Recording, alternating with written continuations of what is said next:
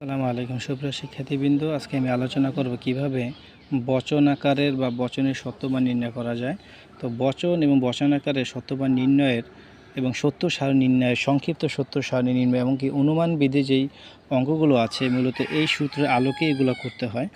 পিছনে অনেকগুলো ক্লাস রয়েছে, যে ক্লাসগুলো মিস করছো তোমরা সেই ক্লাসগুলো আমার ইউটিউব চ্যানেল থেকেই তোমরা করে নিবা। আর যারা নতুন আছো তাদের জন্য আবার একটু পিছনের ক্লাসগুলো আমি আবার টেনে নিয়ে আনতেছি শুধু তোমাদের জন্য। তো এইটা যাদের সামনে দেখতেছো তোমরা একটা স্ক্রিনশট দিয়ে রাখবা, পরবর্তীতে তোমাদের কাজে লাগবে। আমি বেশি কথা বাড়াবো না, ভিডিওটি অনেক লম্বা হবে, যার কারণে আজকে এটা দেওয়া একদিনেতেই আলোতে আমি এটা করতেছি। যাই হোক, বচনাকার বা বচনের সত্যমান নির্ণয়ের জন্য এই সূত্রগুলো লাগে। তো এখানে আছে প্রাকল্পিক বচন, এটাকে ইমপ্লাইজ দিয়ে এই চিহ্ন দিয়ে করতে হয়, এটাকে বলে ইমপ্লাইজ। হ্যাঁ, এটা ইমপ্লাইজ বলা হয়। আর এটা হচ্ছে ভেল্ট, এটা হচ্ছে ডট। এটা আমি বেশি কথা বাড়াচ্ছি না, মানে যারা আগে থেকে জানো মোটামুটি এগুলো তোমাদের শুরু থেকে যারা বুঝতে পারছো তাদের জন্য অনেক ইজি হয়ে যাবে।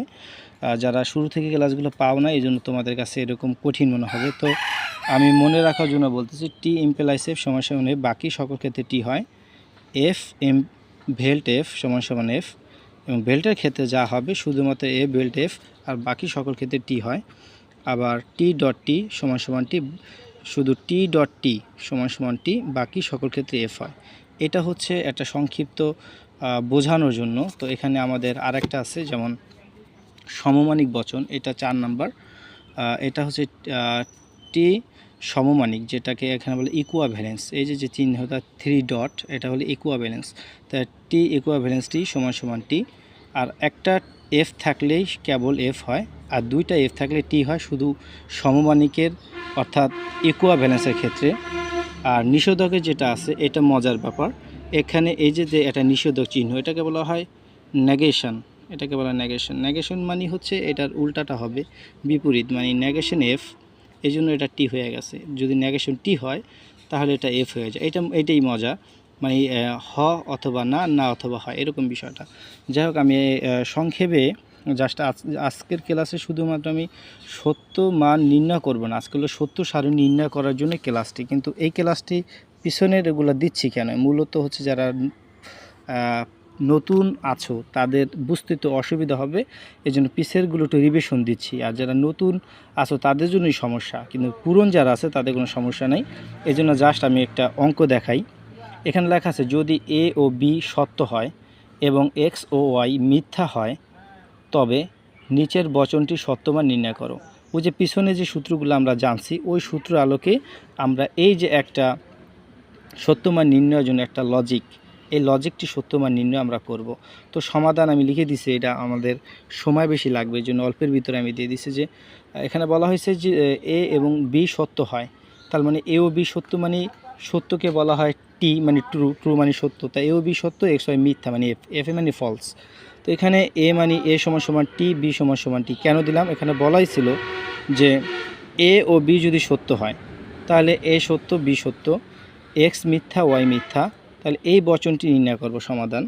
তো এখানে মজার ব্যাপার আছে যে এখানে আমাদের এ বি এক্স ওয়াই ওই যে সত্য মিথ্যার অনুযায়ী এটা আমরা জাস্ট বসাই দেব। হ্যাঁ, এখানে আছে এ মানে টি কেন দিলাম, কারণ হচ্ছে এ সত্য বলা হয়েছিল, ভিতে ভেল্ট, পিছনে যেটা বলছিলাম এক্স মানে কি মিথ্যা বলা হয়েছিল, এক্স ওয়াই মিথ্যা। এক্স এবং ওয়াই যেখানে আমরা পেয়েছি সেখানে এফ, এ এবং বি যেখানে বসাইছি যা সেখানে টি বসাই দিছি। এইটা দ্বিতীয় লাইন, ঠিক আছে, এটা বোঝানোর ব্যাপার না, যেখানে যেটা আছে ওইখানে ওইটাই দিতে হয়। তো এখানে টি, এখানে তাহলে টি ভেল্ট এফ। তো আমাদের কি ছিল এখানে, যে টি ভেল্ট এফ সমান সমান টি হয়, আমরা কোথায় পড়ছিলাম, টি ভেল্ট এফ সমান সমান টি হয়। আমি একটু পিছনে আবার যাই, হ্যাঁ, যে আমরা দেখব যে কোথায় আছে। জি, এখানে লেখা আছে টি ভেল্ট এফ সমান সমান টি হয়, দেখছো। তাহলে এখানে আমাদের মুখস্থ করতে হবে। তো এখানে আমাদের কি ছিল, যে টি ভেল্ট এফ সমান সমান টি, ওই টি এখানে কিন্তু আসছে। তো এটা মনে রাখার উপর আমরা দিয়েছিলাম যে এফ বেল্ট এফ সমান সমান এফ, বাকি সকল ক্ষেত্রে টি হয়। তাই ডটের ডট, এই নেগেশন, এখানে ছিল টি ইমপ্লাইস এফ। তা টি ইমপ্লাইস এফ কী হয়, টি ইমপ্লাইস এফ সমান সমান এফ হয়, তোমরা ওইখানে গেলেই তোমরা বুঝবা। তাহলে এই যে ইমপ্লাইস টির, তো এখানে টি ইমপ্লাইস এফ,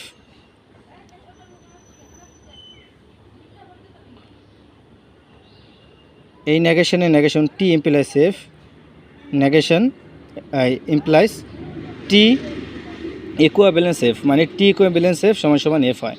তো টি ডট, এই যে নেগেশন এফ থাকলে, ওই যে আমরা বলছিলাম নিষেধকে এফ থাকলে টি হয়, ইমপ্লাইস এফের এফ, তা টি ডট টি সমান সমান টি ডট টি টি হয় ইমপ্লাইস এফ এফ, টি ইমপ্লাইস এফ সমান সমান এফ, বচনটি মিথ্যা।